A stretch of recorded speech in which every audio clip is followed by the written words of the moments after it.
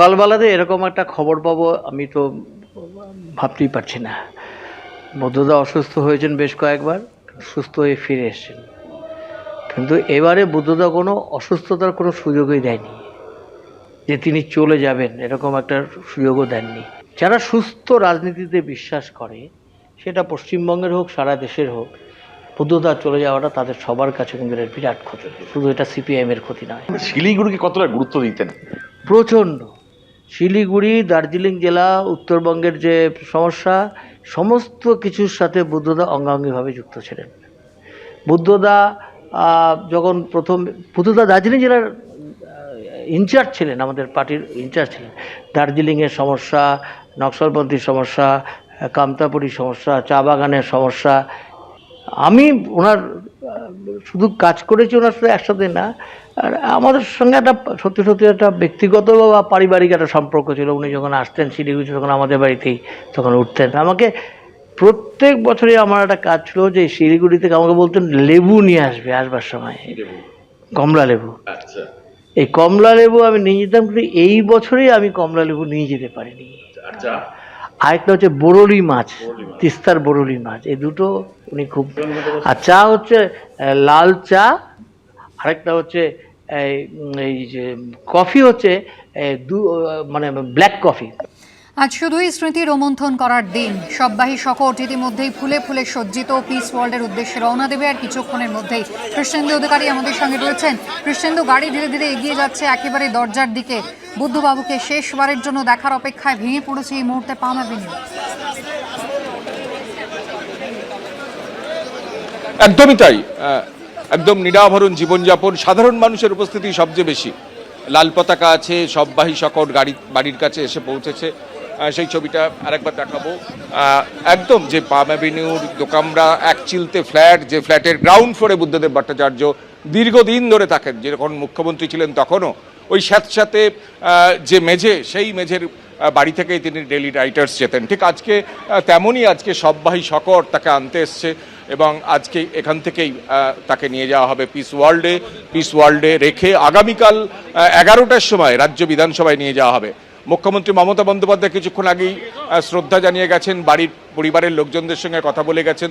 সিপিএমের নেতাকর্মীরা ছিলেন, নেতাদের সঙ্গে কথা বলেছেন এবং মুখ্যমন্ত্রীর প্রস্তাব ছিল যাতে রবীন্দ্র সদন বা নন্দনে নিয়ে যাওয়া হয়। বাড়ির সবার সঙ্গে কথা বলে সিদ্ধান্ত নিতে বলেছিলেন সিপিএম নেতাদের।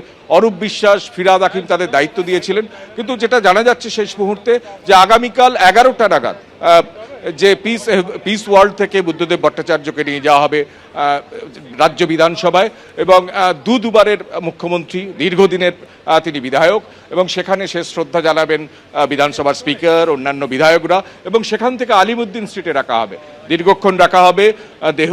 সেখানে সাধারণ যারা কর্মী সমর্থক বুদ্ধদেব ভট্টাচার্যের গুণগ্রাহী, তারা শেষ শ্রদ্ধা জানাবার সুযোগ পাবেন আলিমুদ্দিন স্ট্রিট থেকে, এবং সেখান থেকে এনআরএস মেডিকেল কলেজে তার দেহ দান করা আছে। তার দীর্ঘদিনের স্বপ্ন ছিল দেহদান, সেই দেহদান করা হবে এনআরএসে। অর্থাৎ রবীন্দ্র সদন বা নন্দনে বুদ্ধদেব ভট্টাচার্যকে নিয়ে যাওয়া হচ্ছে না পরিবারের তরফ থেকে, কিন্তু বিধানসভায় নিয়ে যাওয়া হবে, এমনটাই পরিবারের সঙ্গে কথা বলে সিপিএম নেতারা ঠিক করেছেন আপাতভাবে, সেটাই জানা যাচ্ছে। আরও একবার ছবিটা দেখাতে বলবো। এই যে নীল সাদা যে 4তলা ফ্ল্যাটটা দেখা যাচ্ছে, এর একদম গ্রাউন্ড ফ্লোরে থাকেন বুদ্ধদেব ভট্টাচার্য দীর্ঘদিন ধরে। দোকামরা ফ্ল্যাট, এক চিলতে ফ্ল্যাট, একদম ছোট ফ্ল্যাট। সেখানে একটা কার্যত চৌকি, এখন অসুস্থ হওয়ার পর একটা অসুস্থতার জন্য একটা হাসপাতালে যেভাবে বেড বানানো হয় সেভাবে একটা বেড বানানো হয়েছে, অক্সিজেন সাপোর্টে ছিলেন। আজকে দুদিন ধরে জ্বর ছিল তারপর আচমকা ব্রেকফাস্ট করার পর আজকে সকাল 8টার পর তিনি অসুস্থতা বোধ করেন, তারপর কার্ডিয়াক অ্যারেস্ট হয়, 8টা 20-তে তার জীবনাবসান হয়। এবং হাসপাতালে যেতে তার দীর্ঘ অনীহা ছিল এবং যখনই তিনি অসুস্থ হতেন হাসপাতাল যেতে চাইতেন না, কিন্তু সংজ্ঞা হারালে জোর করে কার্যত তাকে হাসপাতালে নিয়ে যেতেন চিকিৎসকরা এবং তার স্ত্রী মীরা ভট্টাচার্য, এমনটা বারবার শুনেছি তাদের পরিবারের মুখে, এবং হাসপাতালে গিয়ে সুস্থ হলে আবার বাড়ি ফিরতে চাইতেন। আজকে এমনই একটা পরিস্থিতি তৈরি হলো যখন হাসপাতালে নিয়ে যাওয়ার প্রয়োজনই হলো না বুদ্ধদেব ভট্টাচার্যকে। তিনি অসুস্থতা বোধ করায় যখন তড়িঘড়ি করে ডাক্তারদের খবর দেওয়া হয়, তারপর চিকিৎসকরা এসে দেখেন যে তার জীবনাবসান হয়েছে। বুদ্ধদেব ভট্টাচার্যের যে ইউএসপি, তার সাধারণ জীবনযাপন, তার সততা, সেইটা এই বাড়ি, তার জীবনযাপন, বাড়ির অন্দরের ভেতরের ছবি দেখলে প্রমাণ পাওয়া যায় প্রতিনিয়ত সারা জীবনে। আমরা আবার একটু ছবিটা দেখাতে বলবো, বুদ্ধদেব ভট্টাচার্যের শেষ মুহূর্তের যে শ্রদ্ধা সাধারণ মানুষের, সেই ছবিটা তুমি দেখতে পাচ্ছ সরাসরি। সেই ছবিটা বুদ্ধদেব ভট্টাচার্যকে আনার তোড়জোড় শুরু হয়েছে এবং তাকে শববাহী শকটে তোলা হবে এবং সেখান থেকে সরাসরি নিয়ে যাওয়া হবে পিস ওয়ার্ল্ডে।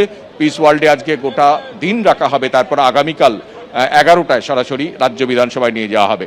এবং কিছুক্ষণ আগে মমতা বন্দ্যোপাধ্যায় এসেছিলেন, কিছুক্ষণ ছিলেন বাড়িতে, মীরা ভট্টাচার্যের সঙ্গে কথা বলেছেন, সুচেতন ভট্টাচার্যের সঙ্গে কথা বলেছেন এবং সিপিএমের নেতা রবীন দেব, মোহাম্মদ সেলিম ছিলেন, তাদের সঙ্গে কথা বলেছেন, রাজ্যপাল এসেছিলেন। হ্যাঁ, এবং এবং এবং এবং যে ছবিটা এখন দেখতে পাচ্ছি আমরা, শেষ মুহূর্তের ছবি। বুদ্ধদেব ভট্টাচার্য শেষবারের মতো বাড়ি ছাড়ছেন, তার সেই সাধারণ জীবনযাপনের দোকামরা ফ্ল্যাট থেকে শেষবারের মতো বেরোচ্ছেন রাজ্যের প্রাক্তন দুবারের মুখ্যমন্ত্রী বুদ্ধদেব ভট্টাচার্য।